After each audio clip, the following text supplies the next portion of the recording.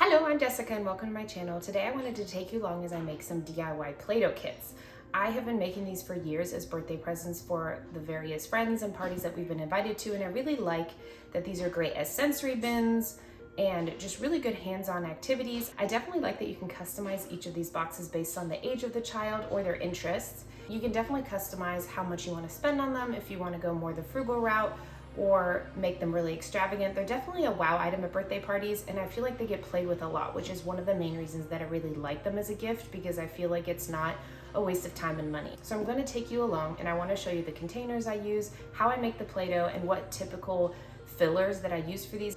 And I hope this will be helpful. If you have any questions, feel free to leave comments down below, and I would love to answer any of your questions. So let's get started. So I like to use these Glis IKEA containers. I'll link them below. And these are actually just a storage container that they have. The lid is removable and you can actually stick it underneath here. So these are stackable. I like this container best. You can either put the Play-Doh circles up here if you have longer items for your kit, or I normally do 3 Play-Doh balls on this side and then add all of my extra features. One of the other containers that I also use occasionally are the smaller form of the Glis containers. They don't have any dividers inside. They have a snap-on lid just like the other ones, and they do stack. They come in a pack of 3, like so. And I have used these as party favors. So when our kids have a birthday party, we send them home with a mini Play-Doh kit, and so I'll do one big thing of Play-Doh and with some extra pieces. That is one option. If you don't want to get these type of containers, you can always reuse jars. This is my favorite, or this was our favorite peanut butter jar from Smucker's. We go through a lot of peanut butter, so I would just always save them, remove the labels, and spray paint the lid. And then I would use these to give as party favors. I would just always tell the parents that the jars are glass so that there's no issues with breakage. So I wanted to go over the ingredients that you need for this recipe. You're gonna need flour, and I would not suggest getting an expensive one. This 10-pound bag cost me less than $3 at Walmart. The vegetable oil is what I tend to use because it has the least amount of smell to it, but you can get canola oil. Some people use mineral oil. It just has to be some type. I wouldn't use butter because it would get rancid. You need salt. It doesn't have to be iodized. And you need cream of tartar and then boiling water. So I like to work with a scale because I like to measure. I normally do around 8 ounces per Play-Doh ball. I like to have a cutting board because when you start mixing it and there's colors, you want your mixing board to get stained and not your actual countertop of whatever kind you're using if you're using dyes. I use my KitchenAid mixer. It is not a must, but it's a lot of work if you don't have any kind of a mixer. So here I have 8 teaspoons of cream of tartar, 4 cups of boiling water, 1/4 cup of vegetable oil, 2 cups of salt, and 8 cups of flour. If you need your recipe to be gluten-free, you can substitute a gluten-free flour. So you start off with your flour and put it in your mixer. If you have a smaller mixer, you might want to do this in 2 batches because it will get pretty full. Then I'm gonna do the cream of tartar. So I always start off with the dry ingredients first and let those mix, and the salt.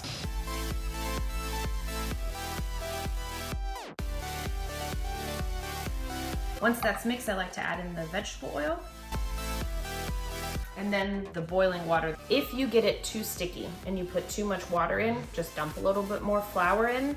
Just go a little bit at a time and really let it go on high speed to see what your consistency is looking like. If the Play-Doh does dry out, you can always add some boiling water to it at a later point and rejuvenate it. So this time I'm making 3 identical kits, which will make it very easy in that I need to separate this into thirds, and that will determine my colors. So I have these separated in equal amounts. Now you have to pick what colors you're gonna do. So I'm gonna do a white because that is my favorite of the Play-Doh colors, and you always wanna start with your light one first. And then I'm gonna add more hot water to it.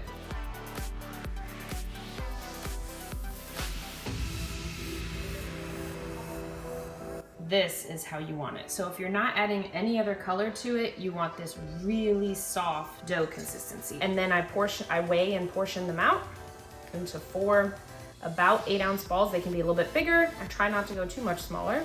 I like to use saran wrap. So it might feel almost sticky, but once I start working with this, it won't be sticky anymore. And then I wrap it up so it's nice and airtight. And then I try to smooth it out so it looks really nice. try to make them a little bit more oval for when they fit in the kit. And so I'm gonna do that with the rest of these 4. So the next color that I'm gonna do is the light brown. So I'm gonna start off with a 1/4 cup of water.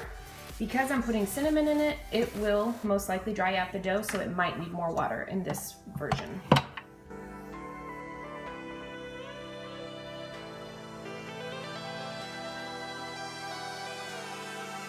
So here's the final color.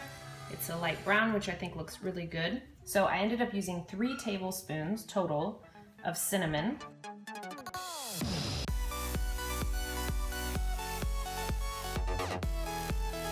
Now I'm ready to start with my darkest color. I'm gonna do a dark brown Play-Doh, and with that, I'm gonna use some unsweetened cocoa powder, and I'm gonna do the same ratio that I did with the cinnamon. I'm gonna use 3 tablespoons. Start with a 1/4 cup of boiling water.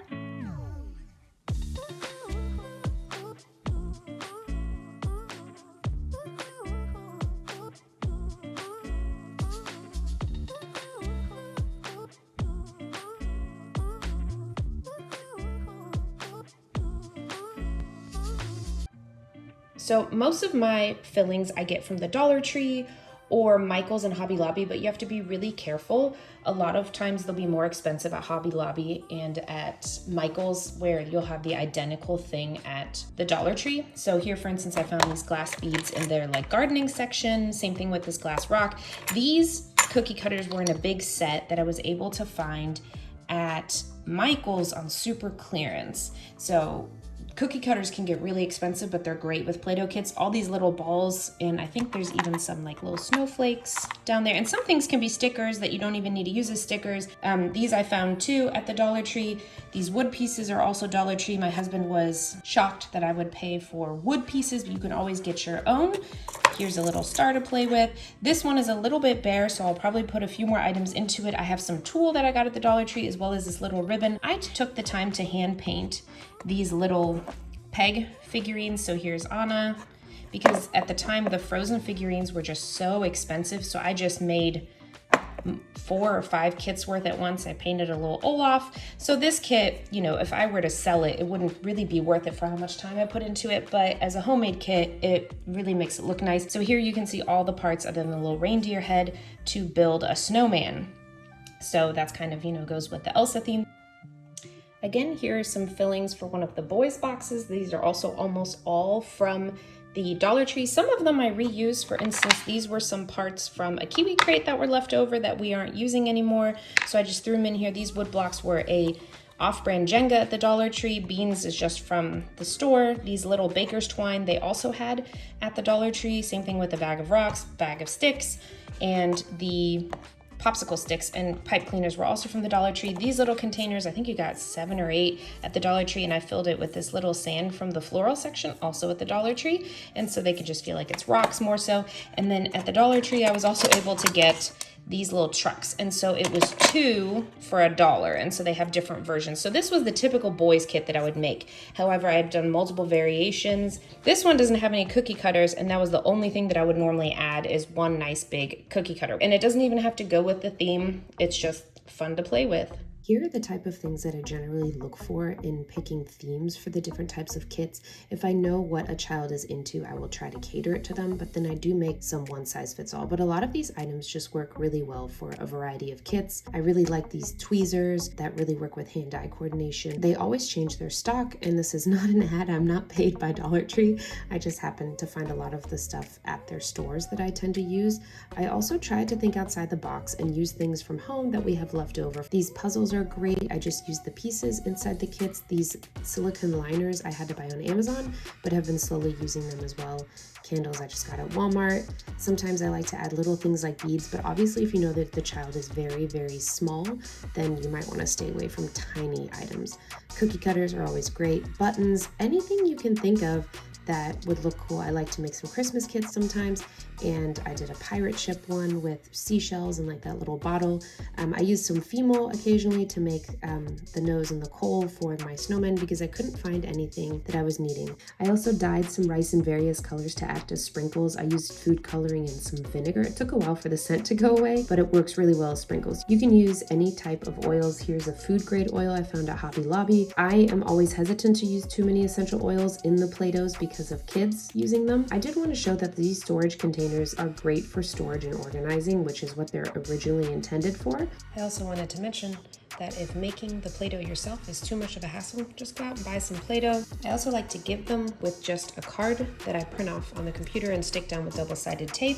It's nothing fancy. You could do really pretty ribbons, but I find just presenting it like this works well enough. I did also want to go over the cost of these kits. After dividing everything out, each individual kit costs me around $9 to $15 depending on how much I spend on all of the supplies, and obviously the more you make the cheaper it is because the supplies can be split between the different kits. I hope this is helpful. Please let me know if you have any questions and I would love to answer them for you. Thanks for watching. Have a great day. Bye.